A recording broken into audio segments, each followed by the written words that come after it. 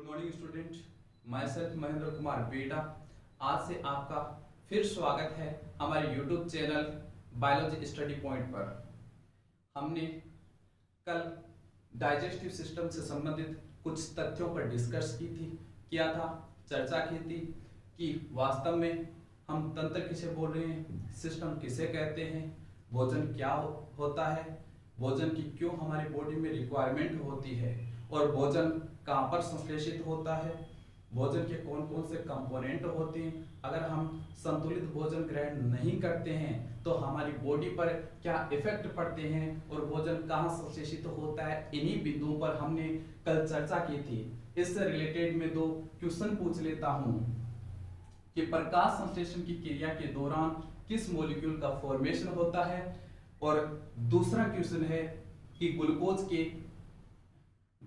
के एक मॉलिक्यूल के ऑक्सीकरण से कितनी ऊर्जा का प्रोडक्शन होता है या उत्पादन होता है।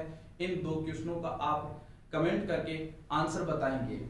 अब हम चैप्टर को आगे की तरफ बढ़ाते हैं कि जो डाइजेस्टिव सिस्टम प्रेजेंट होता है वह डाइजेस्टिव सिस्टम इस एनिमल किंगडम या पृथ्वी पर उपस्थित जितने भी जीव होते हैं हम उन्हें एनिमल किंगडम के अंदर रखते हैं। और अगर संपूर्ण एनिमल किंगडम की बात करें तो उसमें दो प्रकार का हमें सिस्टम देखने को मिलता है। पहला होता है incomplete digestive system,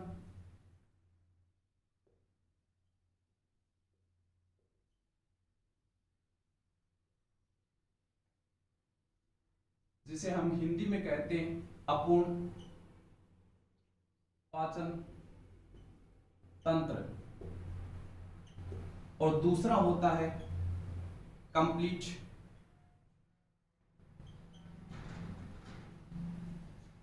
digestive system, जिसे हम बोलते हैं पूर्ण पाचन तंत्र। ये एनिमल किंगडम में हमें दो प्रकार का डाइजेस्टिव सिस्टम देखने को मिलता है। अब हम यह समझ लेते हैं कि इस इनकम्प्लीट डाइजेस्टिव सिस्टम या अपूर्ण डाइजेस्टिव सिस्टम का मतलब क्या होता है और ये किन एनिमल्स में अपूर्ण डाइजेस्टिव सिस्टम देखने को मिलता है। अगर हम लोअर इनवर्टिब्रेट एनिमल्स जैसे कि सिलेंट्रेटा की बात करते हैं, सिलेंट्रेटा जिसमें हमें अपूर्ण टाइप का डाइजेस्टिव सिस्टम देखने को मिलता है, और इस सिलेंट्रेटा का अगर हम एग्जाम्पल की बात करें तो एग्जाम्पल होता है हाइड्रा। हाइड्रा इसका एग्जाम्पल होता है। अब इसमें इनकम्प्लीट डाइजेस्टिव सिस्टम पाया जाता है। उस इनकम्प्लीट डाइजेस्टिव सिस्टम का मतलब क्या होता है? इसका मतलब यह होता है कि जैसे जो आहार नाल प्रेजेंट होती है उस आहार नाल या डाइजेस्टिव सिस्टम की शुरुआत एक ओपनिंग से होती है और उसमें दूसरी कोई ओपनिंग प्रेजेंट नहीं होती। मतलब कि ये एक ओपनिंग प्रेजेंट होगी, इसी के माध्यम से इन एनिमल में फूड बॉडी के अंदर इंटर करेगा, डाइजेशन होगा इस फूड का, और फूड को अवशोषित कर लिया जाएगा, और जो अपशिष्ट पदार्थ है उन अपशिष्ट पदार्थों को इसी ओपनिंग के द्वारा शरीर से बाहर निकाल दिया जाता है। इस प्रकार हमें इनकम्प्लीट टाइप का डाइजेस्टिव सिस्टम देखने को मिलता है। ये लोअर इनवर्टिब्रेट एनिमल में हमें देखने को मिलता है। इसके अलावा अगर हम कंप्लीट डाइजेस्टिव सिस्टम की बात करें, जैसे दूसरा टाइप हो गया कंप्लीट डाइजेस्टिव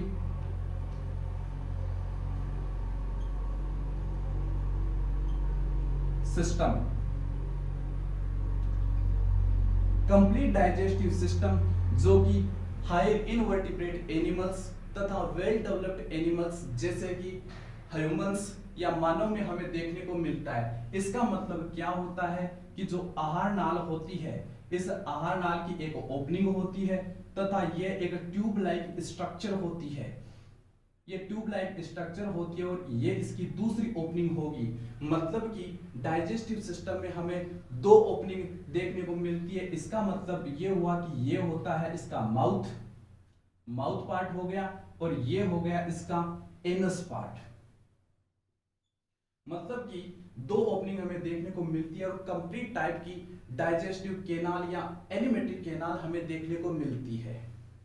अब हम बात करते हैं कि जो ह्यूमन का डाइजेस्टिव सिस्टम होता है वह किस प्रकार का होता है, इसमें कौन से ऑर्गन्स हमें देखने को मिलते हैं और क्या इसमें स्ट्रक्चर होती है और वह ऑर्गन कहां पर सिचुएटेड होते हैं हमारी बॉडी में, उन्हीं स्ट्रक्चर को हम देखेंगे।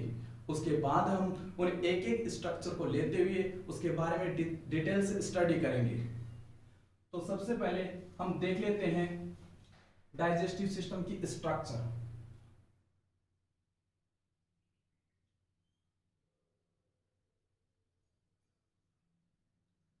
जैसे ये हो गया माउथ पार्ट,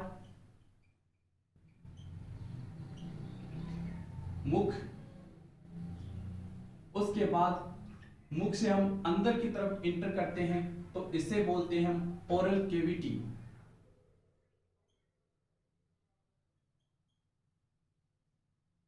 ओरल कैविटी या मुख गुहा।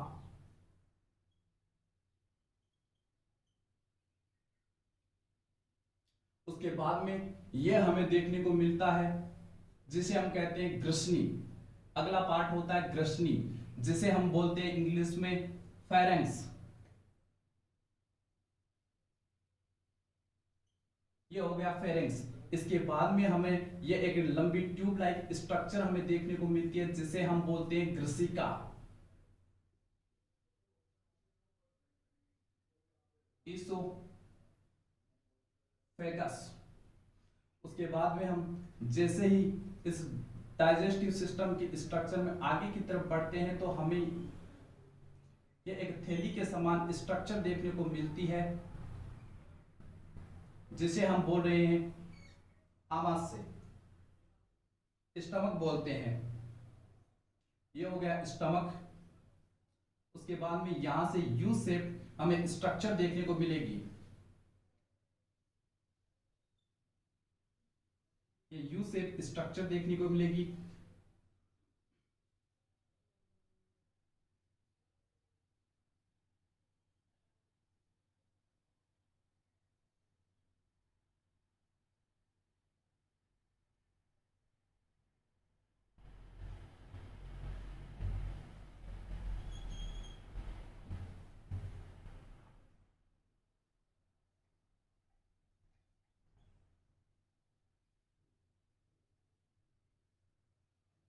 अब हम देखें तो इसे बोल रहे हैं हम आमाशय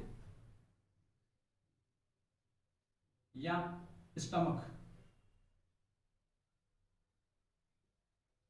और यहां पर प्रेजेंट होता है हमारा लीवर। ये हो गया लीवर या यकृत। और यहां से एक नलिका के द्वारा स्ट्रक्चर जुड़ी रहती है जिसे हम बोल रहे हैं गोल ब्लैडर या पित्ताशय।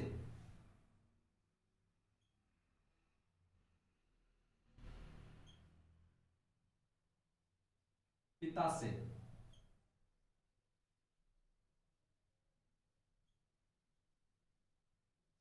और ये हो जाता है यकृत या जिसे हम बोल देते हैं लीवर। इसकी दो पालियां होती है, राइट एंड लेफ्ट।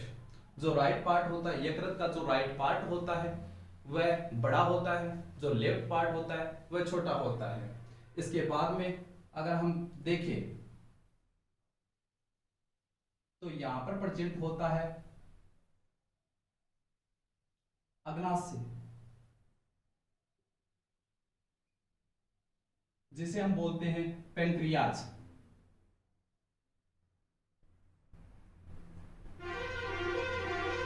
और जो यह पार्ट होता है यू के समान हमें स्ट्रक्चर देखने को मिल रही है, वह होता है छोटी आंत। छोटी आंत का जो पहला पार्ट होता है वह होता है ड्यूडेनम, जिसे ग्रहणी बोलते हैं, ग्रहणी या ड्यूडेनम।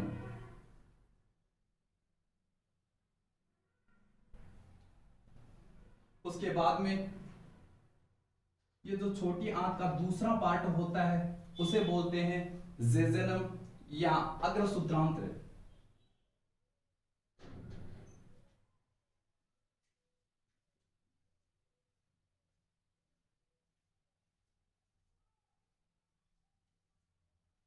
उसके बाद में जो छोटी आंत का तीसरा पार्ट होता है उसे बोलते हैं इलियम, जो कि बड़ी आंत से कनेक्ट रहता है,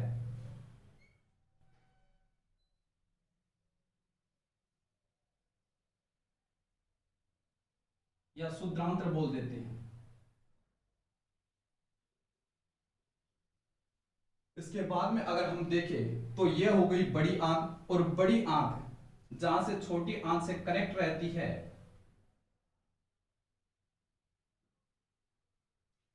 बड़ी आंत जहां से कनेक्ट रहती है उसे बोल देते हैं हम सिक्कम।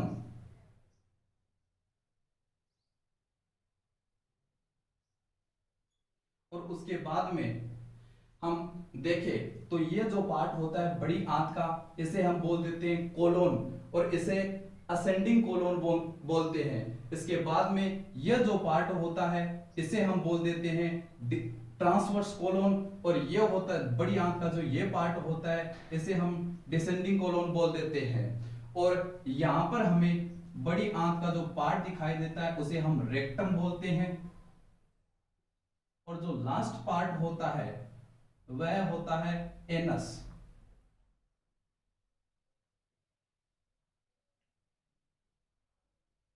इसका मतलब क्या हुआ, जो मानव में डाइजेस्टिव सिस्टम प्रेजेंट होता है उसमें एक ट्यूब लाइक स्ट्रक्चर हमें देखने को मिलती है, जो कि माउथ पार्ट से शुरू होकर एनस तक खत्म होती है। इस प्रकार हमारी बॉडी में कंप्लीट टाइप का डाइजेस्टिव सिस्टम पाया जाता है। ये इस डाइजेस्टिव सिस्टम में स्ट्रक्चर प्रेजेंट होती है, जैसे ये हो गया माउथ ओपन होता है, ओरल कैविटी या मुख गुहा के अंदर ओपन होता है। उसके बाद मुख गुहा आगे की तरफ ग्रसनी में ओपन होती है, जो कि एक श्वसन तथा भोजन के लिए कॉमन मार्ग की तरह कार्य करता है।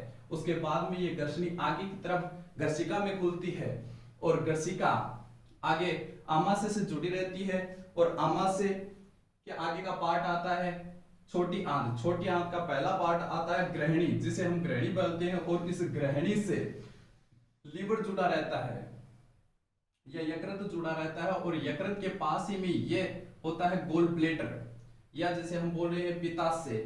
इसके अलावा जो ग्रहणी प्रेजेंट होती है, इस ग्रहणी के पास ही इस यू शेप स्ट्रक्चर में अग्नाशय हमें देखने को मिलता है। उसके बाद जो छोटी आंत होती है, जिसका ग्रहणी भाग तो पहला हो गया, अगला भाग होता है जेजेनम, जिसे अग्रसूत्रांत्र बोलते हैं, और तीसरा पार्ट होता है छोटी आंत का, वह होता है सूत्रांत्र, जिसे हम इलियम बोल रहे हैं।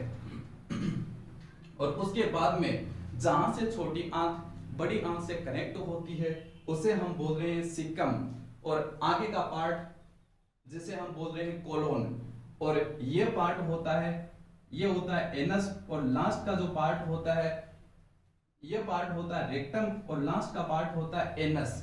इस प्रकार हमारी बॉडी में ये डाइजेस्टिव सिस्टम हमें देखने को मिलता है। अब हम डाइजेस्टिव सिस्टम की बात करें तो अगर कंप्लीट डाइजेस्टिव सिस्टम की बात करें तो इसमें आहार नाल तथा सहायक ग्रंथियां हम शामिल करते हैं। अगर हम पाचन तंत्र की बात करते हैं तो पाचन तंत्र में एक तो हम आहार नाल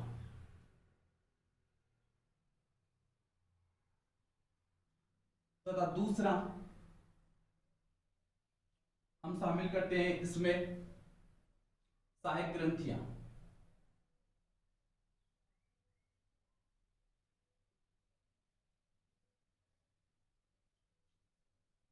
ये हमारे पाचन तंत्र में शामिल होते हैं। अब हम देखेंगे कि किस प्रकार आहार नाल में हमारे जो ऑर्गन्स प्रेजेंट होते हैं वह ऑर्गन किस प्रकार व्यवस्थित रहते हैं। एक एक ऑर्गन को हम डिटेल से पढ़ने का प्रयास करेंगे तथा उनकी स्ट्रक्चर को देखते हुए उन्हें समझते हुए हम आगे की तरफ बढ़ेंगे। तो सबसे पहले जो आहार नाल है, उस आहार नाल में सबसे पहला पार्ट आता है, वह आता है मुख। मुख क्या होता है?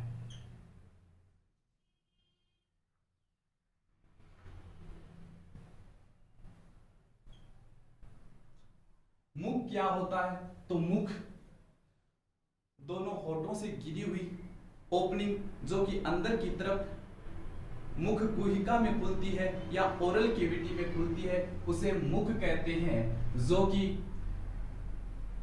होठों से घिरी हुई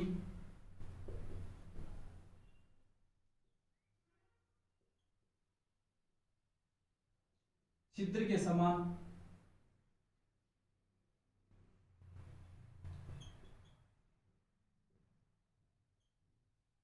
जो ओपनिंग होती है,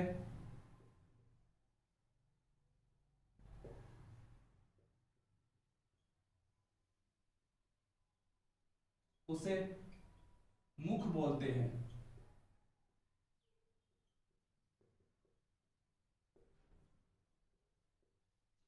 ये हो गई मुख की बात। अब ये जो मुख होता है, मुख आगे की तरफ मुख गुहा में खुलता है, जिसे हम बक्कल कैविटी या ओरल कैविटी बोलते हैं। ओरल कैविटी या मुख गुहा।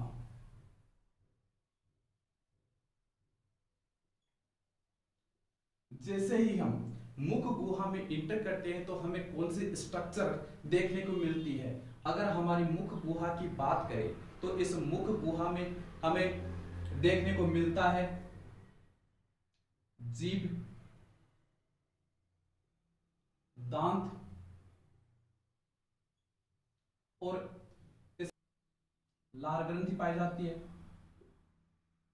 ग्रंथियां पाई जाती है।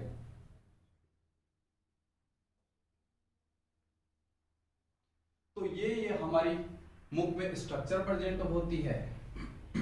अब हम एक एक पॉइंट को डिटेल से समझने का प्रयास करते हैं कि जीभ क्या होती है, क्या हमारी माउथ में फंक्शन करने का कार्य करती है, दांत की स्ट्रक्चर क्या होती है, क्यों हमारी बॉडी में, क्यों हमारे माउथ में इंपॉर्टेंट रोल प्ले करता है। इसके अलावा जो 3 जोड़ी लार ग्रंथियां पाई जाती है, यह माउथ में किस स्थान पर प्रेजेंट होती है और इसका क्या इंपॉर्टेंस है। तो हम देख लेते हैं। माउथ के अंदर सबसे पहले जीभ,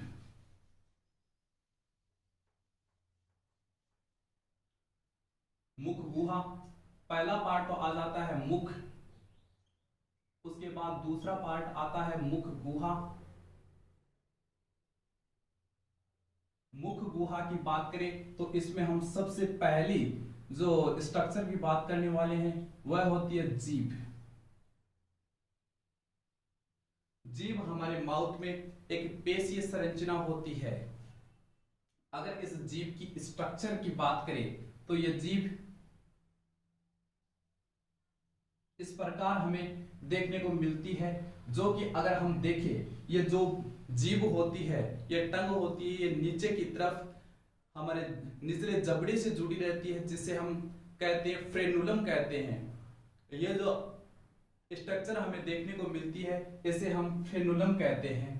और अगर हम मुख गुहा या ओरल कैविटी में इंटर करते हैं तो हमें जबड़े दिखाई देते हैं, जो कि ऊपरी वाला जबड़ा होता है उसे हम तालु कहते हैं। नीचे की तरफ कोमल बेस हमें देखने को मिलता है। अगर हम इस जीभ के बारे में बात करें तो जीभ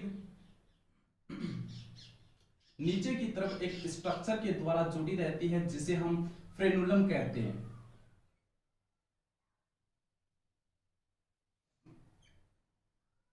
इस जीभ की अगर हम बात करें तो हमें छोटी छोटी पेपिली देखने को मिलते हैं। अगर मानव की बात करें तो मानव में 3 प्रकार की हमें पेपिली देखने को मिलती है। जैसे जीभ पर इस प्रकार एक लाइन में हमें पेपिली देखने को मिलती है, जिसे हम बोलते हैं सर्कुम्वोलेट papillae.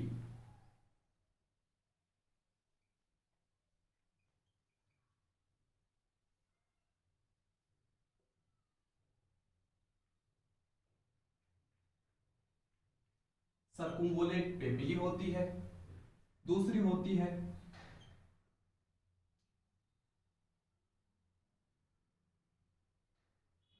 Fungi form papillae.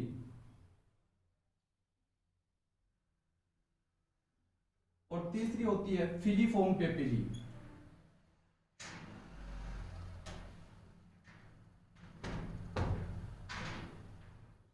Papillae का मतलब क्या हुआ कि हमारी ये जो जीभ होती है, इस जीभ पर उभार नुमा हमें स्ट्रक्चर दिखाई देती है। उन उभार नुमा स्ट्रक्चर का हमारे माउथ में क्या इंपॉर्टेंस है। जैसे ही हमने बाहर से निवाला अंदर मुख में लिया तो उसमें ये जीभ इसमें लार मिलाने का कार्य करती है, तथा ये जो हमारी तालू की स्ट्रक्चर होती है ये खुरदरी होती है, तथा जीभ की भी स्ट्रक्चर खुरदरी होती है इन पेपिली के कारण।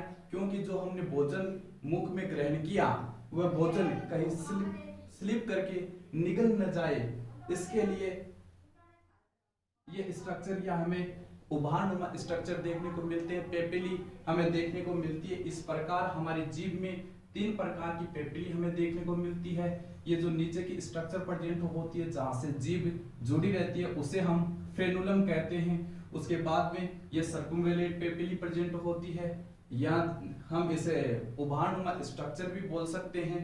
इसके अलावा यह फंजीफॉर्म पेपिली और ये होती है फिलीफॉर्म पेपिली। इस प्रकार हमारी जीभ में ये 3 प्रकार की पेपिली प्रेजेंट होती है। जबकि अगर हम अन्य मैमल्स जैसे रेबिट की बात करें तो उसमें 3-4 प्रकार की हमें पेपिली देखने को मिलती है। इस प्रकार ये तो हो गई कि इसके अंदर कौन सी पेपिली हमें देखने को मिलती है। इसके अलावा अगर हम जीभ की स्ट्रक्चर में देखें तो इसके अलावा ये जो हमारी जीभ प्रेजेंट होती है, इस जीभ में स्वाद ग्रंथियां या स्वाद कलिकाएं हमें देखने को मिलती है।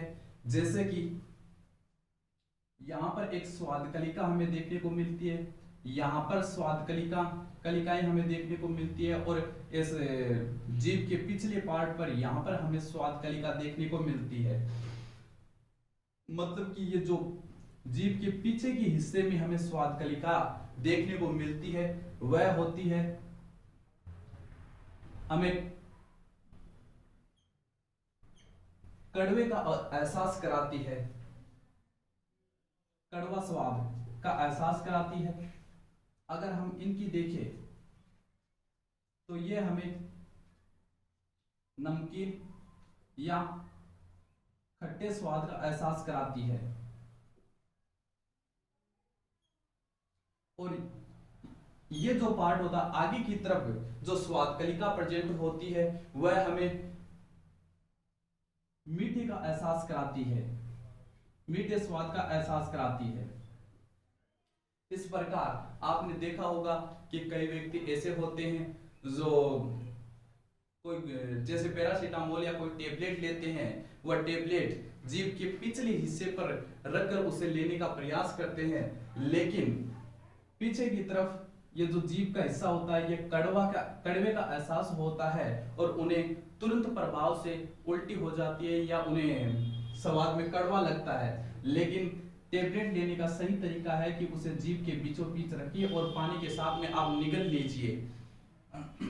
इस प्रकार हमने देखा कि किस प्रकार जीभ की स्ट्रक्चर पाई जाती है और ये जीभ क्या क्या फंक्शन करने का कार्य करती है। एक तो भोजन में लार मिलाने का कार्य करती है,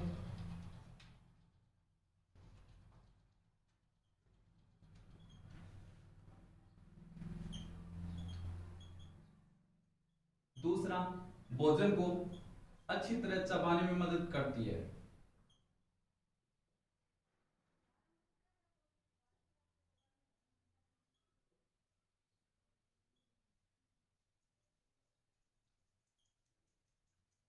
इसके अलावा अगर हम देखें कि हमारे माउथ में कौन सी स्ट्रक्चर, पहला तो हो गया जीभ, दूसरी हमारे माउथ में अगर हम देखें तो दांत हमें देखने को मिलते हैं जो कि हमारी बॉडी में या डाइजेशन की प्रोसेस में, मैकेनिकल डाइजेशन में महत्वपूर्ण रोल प्ले करते हैं।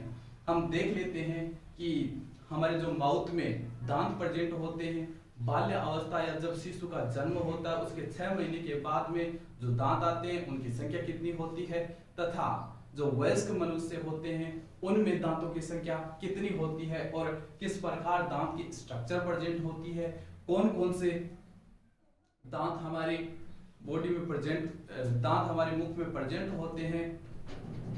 तो जैसे दूसरे स्ट्रक्चर की बात करें तो पहला हो गया जीभ और दूसरा हो गया दांत।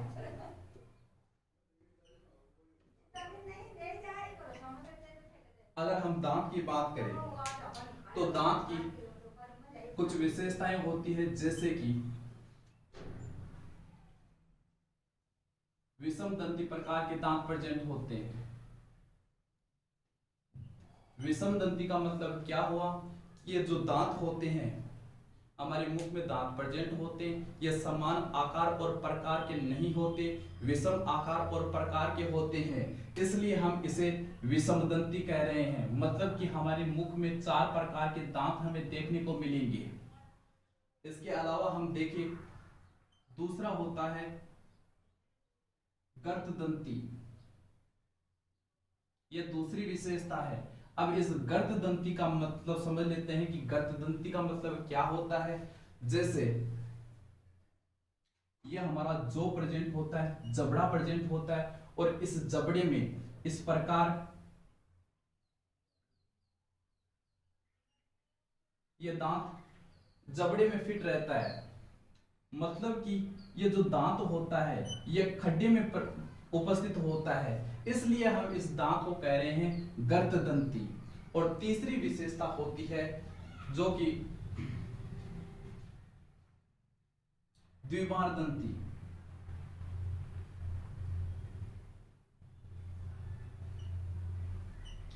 द्विबार दंती का मतलब क्या हुआ कि ये जो दांत होते हैं ये हमारे जीवन काल में 2 बार आते हैं। पहला होता है दूध के दांत जिनकी संख्या होती है 20, और दूसरे होते जो वयस्क मनुष्य में आते हैं उनकी संख्या होती है 32।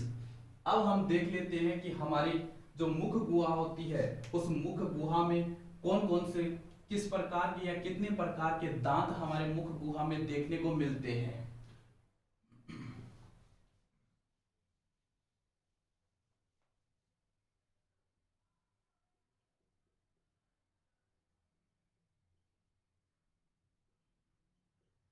तीत की अगर हम बात करें तो जैसे ही हम मुख गुहा के अंदर इंटर करते हैं तो हमें 4 प्रकार के दांत देखने को मिलते हैं। पहला होता है इंसीजर, इंसीजर जिसका मतलब क्या हुआ, कर्तनक।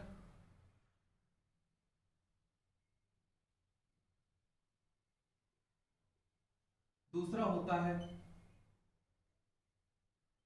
केनाइन, रतनक।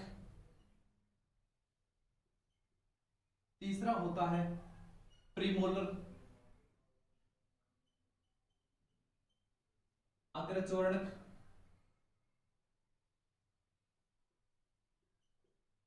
और चौथा होता है मोलर, स्वर्णक। यह हमारी मुख गुहा में 4 दांत हमें देखने को मिलते हैं। अगर हम देखें कि इन दांतों का रेशियो किस प्रकार होता है, ये किस प्रकार हमारी मुख गुहा में प्रेजेंट होते हैं, तो ये प्रेजेंट होते हैं, इनका सूत्र होता है जैसे इंसीजर हो गया। जैसे अगर हम इनका सूत्र के बारे में बात करें तो जैसे हो गया इंसीजर मतलब कि कर्तनक, कर्तनक 2/2। दूसरा हो गया केनाइन 1/1। तीसरा हो गया प्रीमोलर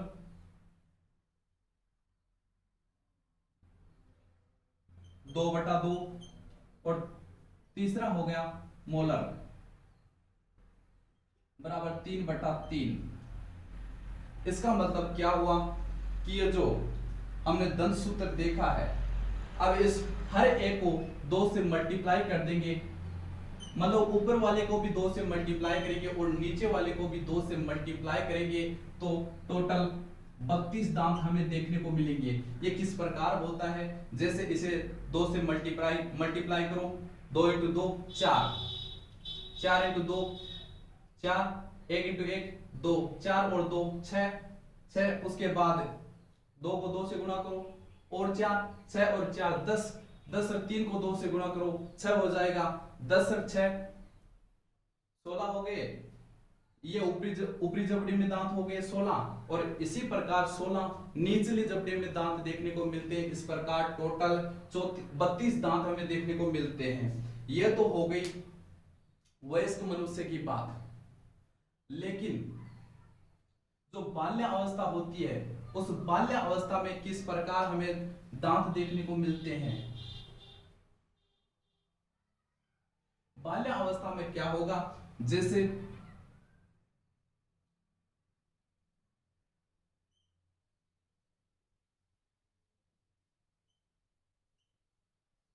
बाल्य अवस्था या जैसे इस शिशु का जन्म होता है, उसके 6 महीने के बाद में जो दांत आते हैं उनकी संख्या होती है 20।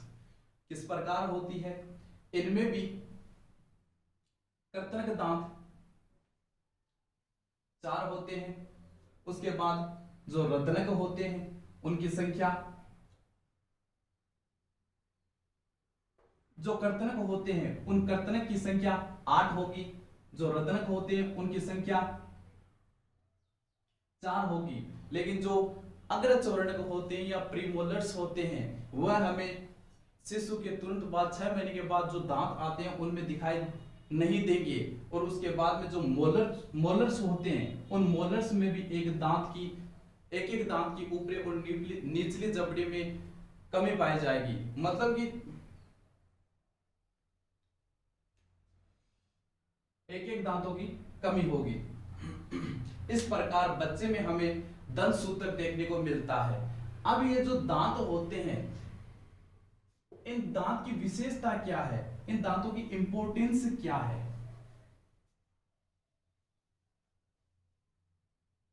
ये जो कर्तनक दांत होते हैं, कर्तनक दांत की स्ट्रक्चर इस प्रकार होती है। हमें ऊपरी जबड़े में ये 4 कर्तनक दांत हमें देखने को मिलते हैं। मतलब कि ये जो कर्तनक दांत होते हैं ये काटने के लिए जिम्मेदार होते हैं। भोजन को जैसे ही हम भोजन ग्रहण करते हैं उसे काटने तथा तोड़ने के लिए जिम्मेदार होते हैं। लेकिन जो रदनक दांत होते हैं, ये रदनक दांतों की स्ट्रक्चर इस प्रकार देखने को मिलती है, जो कि ऊपरी जबड़े में 2 होती है, 2 ही निचले जबड़े में होती है। इन रदनक की बात करें तो ये रदनक चीरने फाड़ने के लिए जिम्मेदार होते हैं। इसका मतलब क्या हुआ कि उद्विकास की प्रक्रिया में सबसे पहले अगर हम ह्यूमन के उद्विकास की बात करें तो ह्यूमन आदिवासी मानव था। उस समय मानव मांसाहारी प्रकार का था, लेकिन धीरे धीरे जैसे जैसे विकास हुआ तो वह शाकाहारी में बदल गया। और ये जो दांत प्रेजेंट होते हैं या अवशेषी दांत के रूप में हमें दिखाई देते हैं। उसके बाद में जो अग्रचौर्णक होते हैं, अग्रचौर्णक का भी इतना कुछ इंपॉर्टेंस नहीं होता, जो कि ऊपरी जबड़े में 4 अग्रचौर्णक या प्रीमोलर्स दांत हमें देखने को मिलते हैं। इसके बाद अगर हम मोलर्स की बात करें, चौर्णक दांतों की बात करें, तो इस प्रकार ये 6 चौर्णक दांत हमें देखने को मिलते हैं ऊपरी जबड़े में, और निचले जबड़े में भी इस प्रकार ये 6 मोलर्स दांत हमें देखने को मिलते हैं, जो कि भोजन को पीसने का कार्य करते हैं। इस प्रकार ये जो दांत होते हैं ये मैकेनिकल डाइजेशन के लिए रिस्पॉन्सिबल होते हैं और भोजन को छोटे छोटे कणों में परिवर्तित कर देते हैं। अब हम अगर किसी एक पर्टिकुलर दांत की स्ट्रक्चर लेके देखें कि हमें दांत में कौन कौन से पार्ट दिखाई देते हैं। तो चलो बात करते हैं दांत के स्ट्रक्चर की।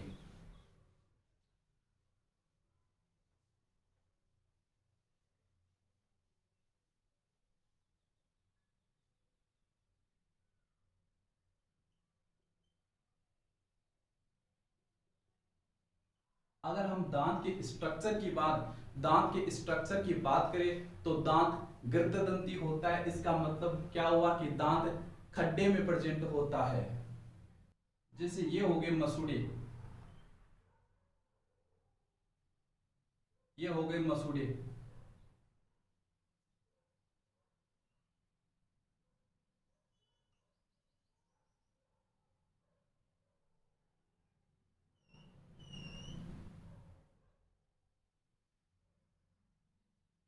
ये हो गए मसूड़े हो गए। इस प्रकार हमें दांत की स्ट्रक्चर देखने को मिलती है। तो इसमें कौन कौन से पार्ट हमें दिखाई देते हैं। जैसे दांत की स्ट्रक्चर में हमें सबसे जो बाहरी भाग होता है वह दिखाई देता है इनेमल, जो कि हमारी बॉडी का सबसे कठोर पार्ट होता है। इसके अलावा जब हम अंदर की तरफ देखते हैं तो यह पार्ट हमें दिखाई देता है डेंटिन, और यह पार्ट होता है जिसे हम बोलते हैं सीमेंट। और हमें बीच में इसके बीच में हमें देखने को मिलती है पल्प केविटी।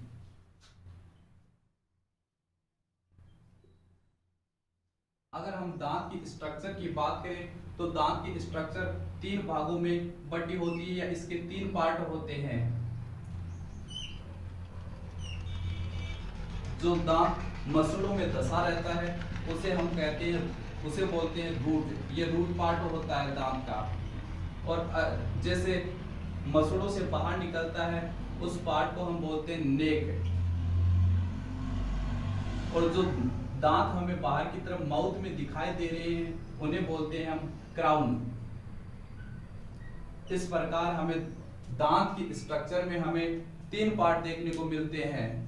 उसके बाद अगर हम देखें तो ये सबसे ऊपरी पार्ट होता है जिसे हम इनेमल कहते हैं। यह शरीर का सबसे कठोर भाग होता है। और इसके नीचे की तरफ यह पार्ट होता है, इसे हम डेंटिन बोल रहे हैं। और इसके अंदर की तरफ अगर हम देखें तो इसे बोलते हैं पल्प केविटी। और पल्प केविटी के अंदर की तरफ ओडोंटोप्लास्ट सेल प्रेजेंट होती है जो कि डेंटिन का सिक्रेशन करती है, मतलब इस दांत के निर्माण में महत्वपूर्ण भूमिका निभाती है। इसके अलावा अगर हम देखें तो इसके अंदर की तरफ हमें ब्लड वेसल्स देखने को मिलते हैं जो कि इसमें ब्लड की सप्लाई करने का कार्य करता है। और इसके अलावा इसमें नर्व सेल्स भी हमें देखने को मिलती है। जो नर्व सेल प्रेजेंट होती है इंफॉर्मेशन प्रोवाइड करने का कार्य करती है। इस प्रकार हमने देखा कि हमारे माउथ में किस प्रकार जीभ की स्ट्रक्चर प्रेजेंट होती है, जीभ क्या कार्य करता है, जीभ क्या कार्य करती है। इसके अलावा हमने देखा